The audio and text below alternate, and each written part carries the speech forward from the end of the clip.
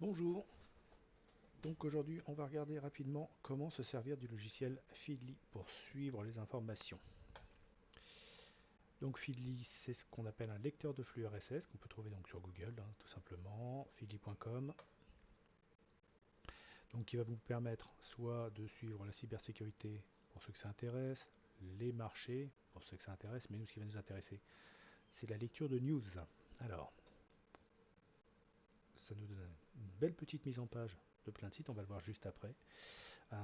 Comment ça fonctionne Feedly? Donc tous les sites internet ont ce qu'on appelle un flux RSS, enfin tous. La majorité des sites internet ont ça. Chaque fois qu'ils postent un nouvel article, ils alimentent leur RSS en disant il y a quelque chose de nouveau sur mon site, venez le voir. Donc là, ce logiciel va consulter les flux RSS qu'on lui a indiqués pour voir s'il y a de la nouveauté et pour nous le mettre en avant. Donc c'est parfait pour faire une veille. On y va. Donc on peut démarrer gratuitement. Encore un logiciel gratuit qui deviendra payant plus tard. Mais pour l'instant ça va encore. Donc vous pouvez vous inscrire avec votre compte Google. C'est pas dramatique si vous n'avez pas mis la carte bancaire. On est bien d'accord. Alors là je le fais sur un compte d'essai, c'est pour ça. C'est vrai que moi je préfère avec un compte perso, mais bon, ça c'est autre chose. Du coup, nous voilà sur la fenêtre de Feedly. Je vais choisir comme d'habitude le mode dark. Donc, qu'est-ce qu'on a? Ça ouvre directement sur une demande de source à suivre. On va juste essayer de comprendre ce qu'il veut faire. Donc, comme on peut le voir, il nous demande de suivre nos sites favoris. Ici, on pourrait marquer un sujet, un site web ou directement le flux RSS. On les voit rarement, mais on peut les copier là. Il nous propose aussi d'explorer des contenus sur la finance, la politique, l'actualité. À nous de rajouter ces fameux flux sur la colonne de gauche, c'est-à-dire dans nos feeds, nos RSS à nous. Donc, on peut créer un premier dossier dans lequel on va pouvoir mettre nos éléments sur la formation. Donc, dossier formation, voilà, on sauvegarde, le voilà, il est très bien. Pour l'instant, totalement vide, on va l'alimenter. Donc, je retourne dans Follow Source, et là, je vais demander formation.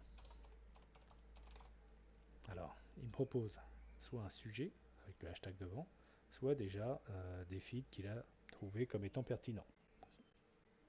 On va choisir le sujet, et là il nous propose les meilleurs éléments. Sidologie, l'atelier du formateur, apprendre autrement, innovation. Donc là, maintenant, on fait nos courses, on choisit celui ou ceux qui nous intéressent. On peut en choisir plusieurs. Je vais donc choisir de m'abonner à Sidologie, mais aussi à celui-ci. Je vais prendre les 4 premiers. Comme ça, on va être bien. Parfait. Alors, évidemment, la formation, c'est une chose, mais on a aussi notre corps de métier. Donc moi, actuellement, c'est donc l'informatique. Je vais donc choisir de l'informatique. Ou technologie.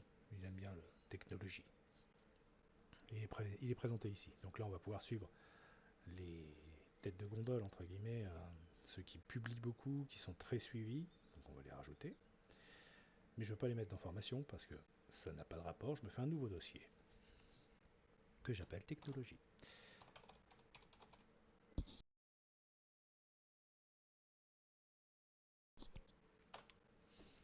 Et voilà.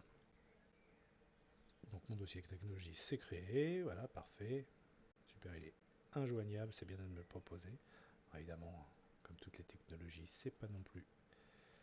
Tout n'est pas super fiable. Allez, on va rajouter ça. J'ai pris vraiment les premiers dans le tas. Il n'y a pas un Corben. Voilà, hop, hop, hop. Voilà, donc le journal du geek n'est plus joignable, peu importe. Ok, on revient. Donc, je me retrouve avec un dossier formation dans lequel j'ai 4 sites suivis, un dossier technologie dans lequel j'ai 4 sites, 4 ou 5 sites suivis. Je peux soit suivre toutes les nouveautés de formation, soit suivre toutes les nouveautés de technologie, soit tout suivre. Alors tout suivre, ça correspond un petit peu à aujourd'hui. Qu'est-ce qu'il y a de neuf aujourd'hui? Ça, c'est quelque chose qu'on peut faire le matin en ouvrant son navigateur. On vient sur notre Feedly, on va sur Today et on va voir deux packs différents. Un premier pack qui va me proposer l'information et toutes les nouveautés, et un autre, les tweets, enfin les éléments de technologie, qui correspondent à suivre un tweet ou quoi ou qu'est-ce. Ici, on va donc trouver les articles qui sont apparus il y a peu de temps, 6 heures, 6 heures, 5 jours pour certains. Il va nous faire un petit tri sur les articles les plus intéressants. Et si on veut explorer un peu plus loin, on peut aller directement sur formation, et là, on va pouvoir aller beaucoup plus loin dans le temps pour creuser les articles si on a du temps devant nous, si on a envie. Hop, voilà. Autre chose.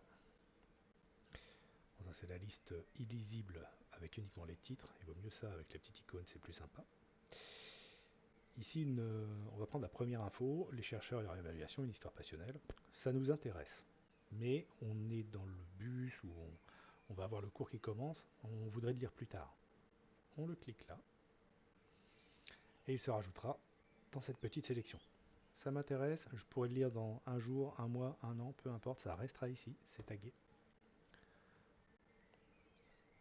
On peut le sauvegarder sur certains boards, donc ça, on peut faire des collections en fait. Si cet article est vraiment pertinent et que je cherche à le réutiliser beaucoup plus tard, je vais le rajouter dans un board formation. Voilà. Et donc il apparaîtra systématiquement ici. C'est le même principe que Regulator, un peu plus ciblé. Alors, on continue. Décidément, j'aime bien aller ici. Today. Si ça ne nous intéresse plus, on peut dire qu'il a été lu. Une fois que je l'ai cliqué lu, il n'apparaît plus dans ma liste. Mais je le garde quand même, puisque je l'avais choisi, dans ma formation. Ainsi que dans mon Read Later. Il y est toujours. Donc je ne les ai pas décochés, ceux-là, je le garderai tout le temps. Mais il n'apparaît plus dans mon Today, c'est terminé. Par exemple, aujourd'hui, les invitations généraux des jeunes et engagés, ça m'intéresse pas. Vidéo TikTok sur Instagram, oh non, ça c'est nul. Célébration du millième article, ça m'intéresse pas, et ça non plus.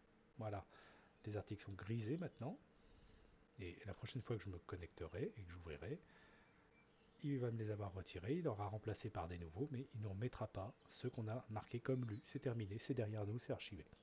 Donc très pratique de faire le tri rapidement sur ce qui m'intéresse pas, contrairement à une newsletter où on en a parlé, tout va finir à la corbeille.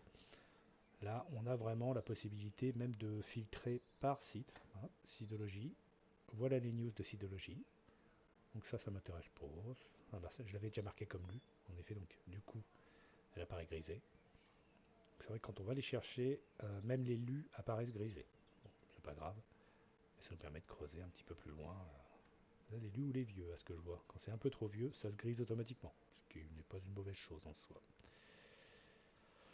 Donc, voilà le fonctionnement basique de tout ça. Vous pouvez rajouter une application sur vos téléphones et qui a exactement le même fonctionnement, c'est-à-dire que on a un résumé today et on peut marquer lu, non lu, etc. Faire un pré-tri, soit dans les transports en commun, soit quand on a un moment de libre, un moment de concentration.